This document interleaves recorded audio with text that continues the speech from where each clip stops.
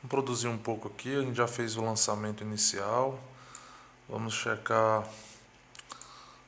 Para a gente avançar agora, nós vamos fazer algumas tratativas técnicas, né? Verificar aceitabilidade sensorial, verificar quais são as flechas nesses pontos e aí fazer o tratamento dessas flechas, que é talvez um dos maiores trabalhos. Depois do detalhamento, na minha opinião, esse é um dos maiores trabalhos que a gente tem, tá?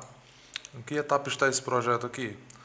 Nós já fizemos o lançamento de cargas, vamos verificar agora as cargas, se está tudo bem lançado. Vamos fazer o redimensionamento das fundações, né, no final, quando a gente tiver todos os carregamentos já maturados, definidos, lançamento do reservatório que ainda não foi feito. A gente tiver todos os carregamentos, aí nós vamos fazer o dimensionamento, abrir a sondagem, fazer ali o estudo por camada e a verificação do diâmetro dessas estacas, tá? Tanto do diâmetro mais eficiente, quanto também com relação à quantidade de elementos unidos, né? Assim, quando tem pilares um pouco próximos, a gente faz algumas tratativas, muitas vezes é mais interessante usar um bloco maior, né? E reduz a quantidade de estacas e a sobreposição de carregamentos aqui dos bulbos, né? Que os bulbos de tensão das estacas, eles vão se sobrepor em regiões, em camadas mais profundas. Então nem sempre isso chega a ser um problema, já que essas camadas mais profundas, na grande maioria das vezes, tem que olhar, realmente a gente precisa analisar a sondagem certinho.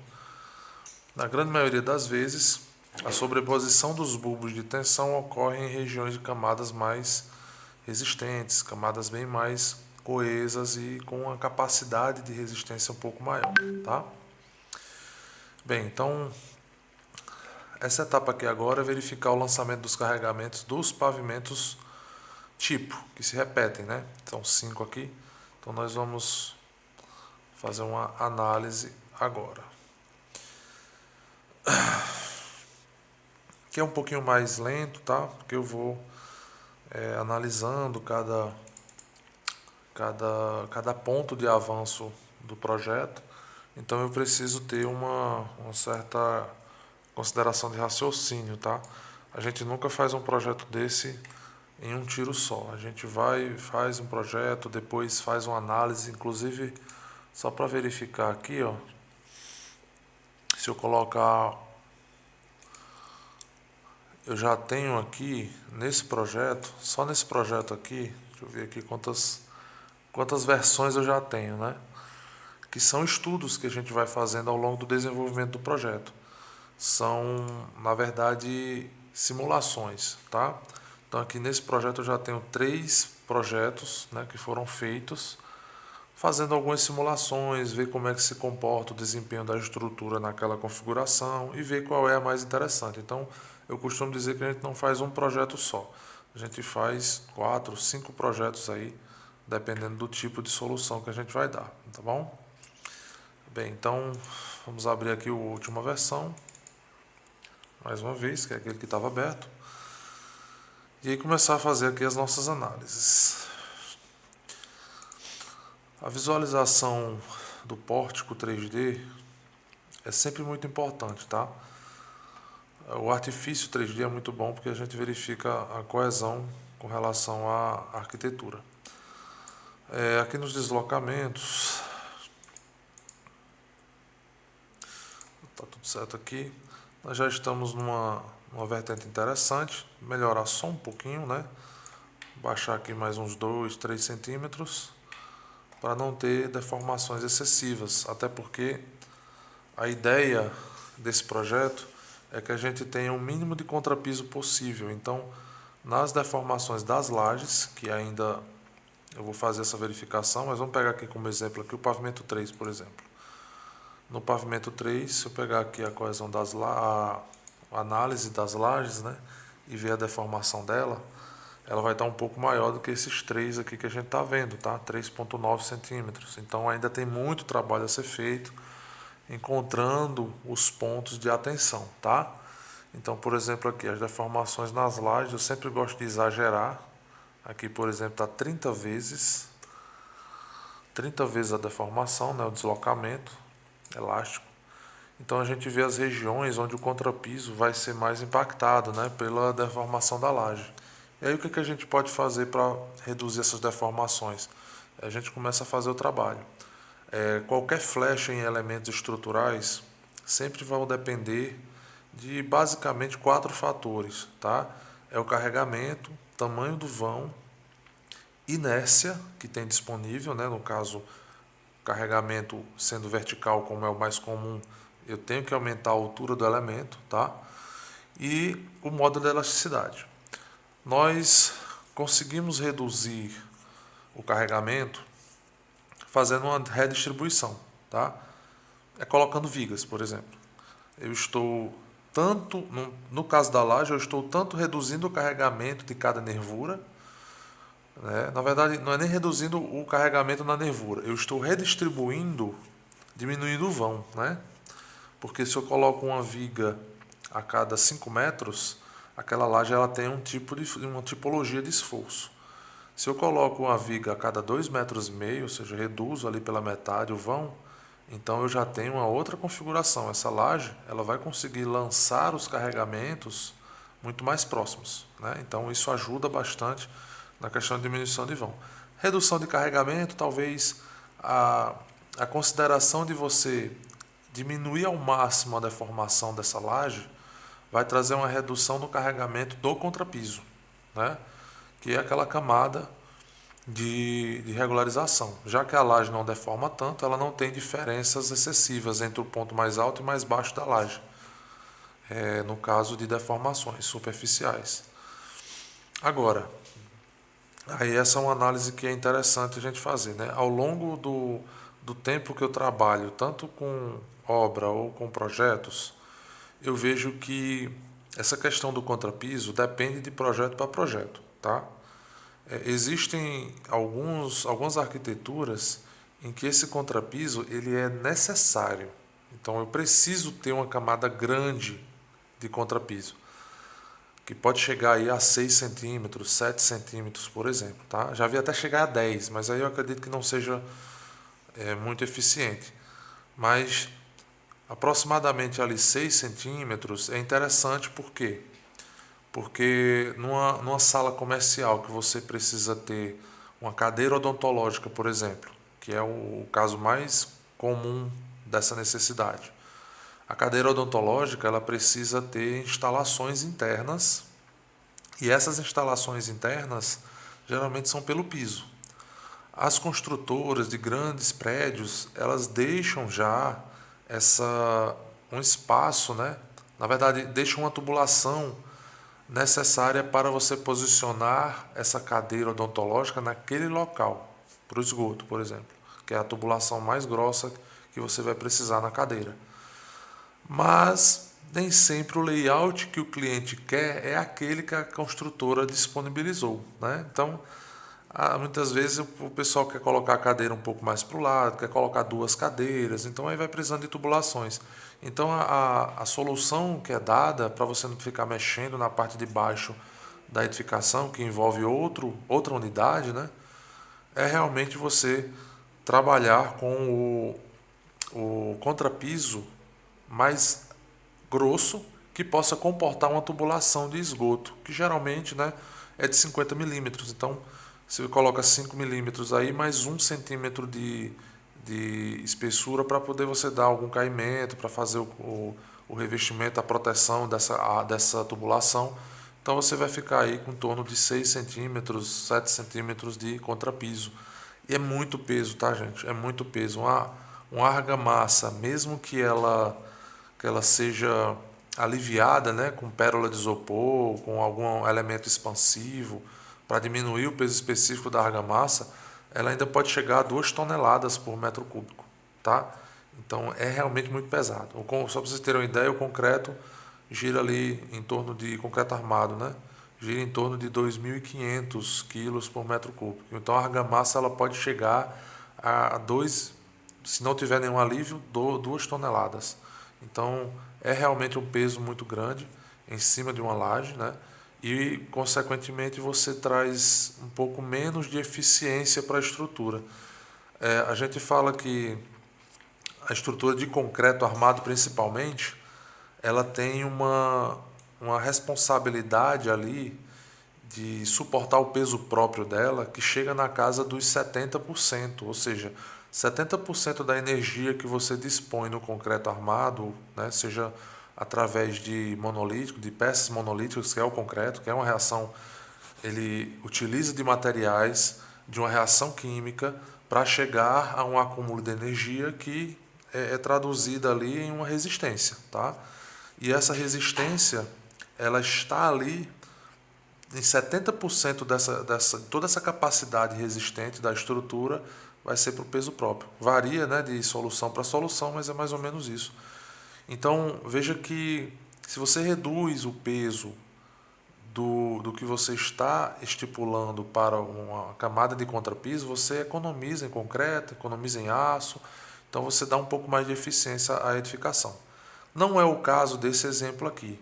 Aqui é um residencial que vai ser construído com os elementos bem definidos, né? Então os banheiros já bem definidos, os quartos bem definidos, todo o layout bem definido. É para locação, então o dono não vai vender as unidades, então acaba que a gente entra naquela necessidade de conta piso zero, né? É claro que é uma tendência, a gente vai tentar fazer isso.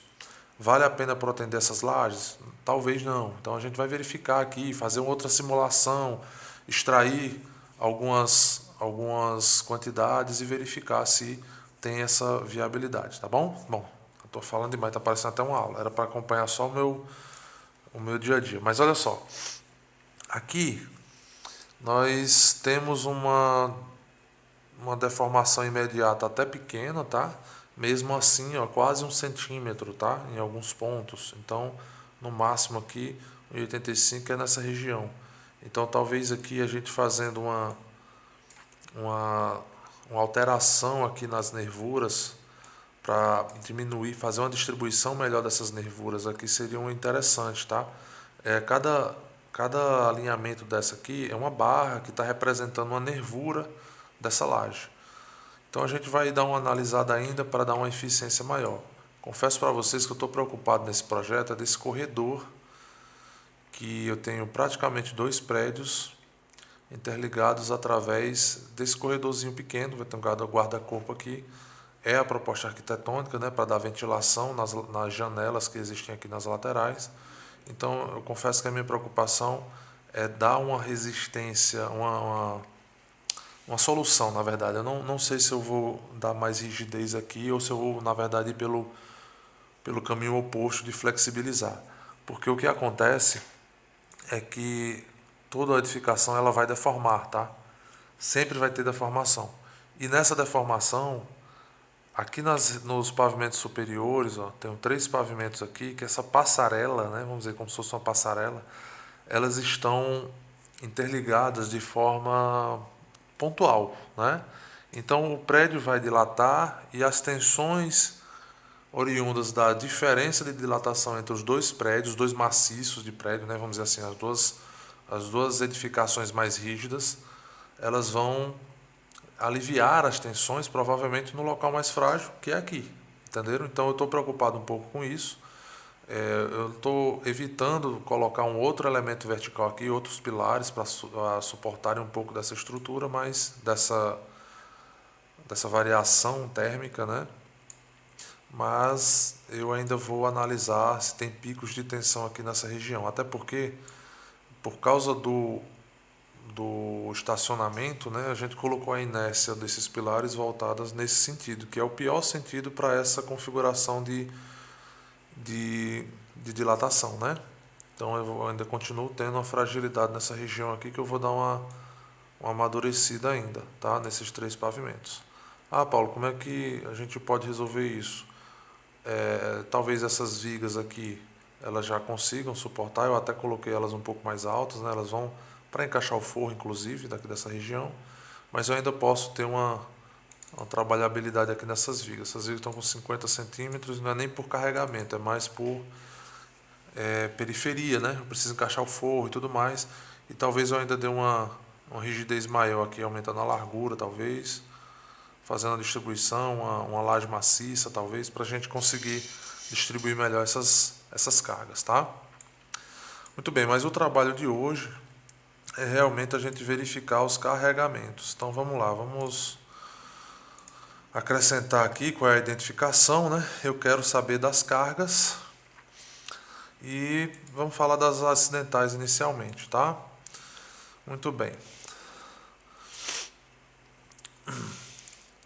Bom, então nós estamos vendo aqui que nas vigas a gente tem um carregamento zero, tá? De cargas acidentais nas vigas. E é comum isso mesmo, tá? Geralmente as vigas elas já têm carregamentos permanentes, então a gente geralmente trabalha a carga permanente em cima delas. E todas as lajes aqui, ó, tem com carregamento de 150 quilos por metro quadrado, que são dormitórios, tá? Então, qual é a alteração que eu tenho que fazer? Nos corredores dessa edificação, eu não tenho esse carregamento. Na cozinha, por exemplo, eu não tenho esse carregamento. Nos depósitos, não tenho esse carregamento. Então, esse aqui é um carregamento geral que eu coloco, porque a maioria em área, se eu considerar em área, a maior área da edificação vai estar com esse carregamento de 150 quilos, tá?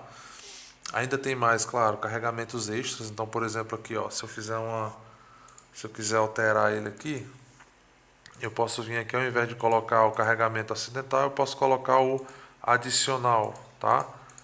Então, o carregamento adicional, nenhum tem carregamento adicional. Vamos ver o outro. Eu posso colocar aqui cargas de parede, então as vigas vão se destacar, né? Tá aqui, ó, pintou de roxo. 414, deixa eu ver aqui. 2,80 m de parede, fundo de viga com 60, dá 3,40 m. Então vai dar até um pouquinho até a mais, tá? Isso aqui eu tenho que diminuir. Se eu estou colocando as vigas periféricas de 50, né? Então eu teria que colocar aqui, na verdade, era 270, tá? Que é o meu piso a piso. Então 270. Então aqui já mudou, ok. O que eu vou fazer agora? Eu vou ter que fazer essa alteração em todos eles. Para falar a verdade, estou lembrando aqui agora e a gente pode começar com isso, tá? Eu tenho uma platimbanda só de 1,20 m aqui na cobertura. Então já é uma coisa que eu tinha esquecido, né? Eu só copiei aqui o pavimento. Vou pegar essa viga 1 aqui. Muito bem, nessa viga aqui eu tenho uma parede de apenas 120. Uma altura de 120, tá? E aí o que eu vou fazer agora? Copiar dados. Vamos copiar os dados aqui. E aqui é onde você entende a importância da modelagem. Se você não tiver uma modelagem bem feita, tá? Você acaba colocando carregamentos a mais, ou então negligencia carregamentos e eles acabam causando algum tipo de patologia futura, tá? Então, o importante da modelagem não é só desenhar o 3D, né? Vamos dizer assim. A modelagem é você representar no digital todas as características que existem no real, tá? Então é você realmente projetar algo que está sendo copiado no digital, tá bom? Aqui, ó, então eu vou copiar os dados aqui para cobertura. Na verdade, nessa parte central aqui, nessa parte central eu não vou ter o carregamento da platimbanda, é realmente na periferia. Na região dos elevadores, aqui, deixa eu ver, aqui nessa região da caixa d'água também não tem. Só periferia mesmo. Aqui não, aqui não. Aqui não e aqui não. Agora só para consertar, essa região aqui não tem carregamento. Eu vou copiar a mesma coisa para essa região aqui. Acho que é só ela. Pronto. Agora a gente volta aqui no pórtico. Dá uma atualizada.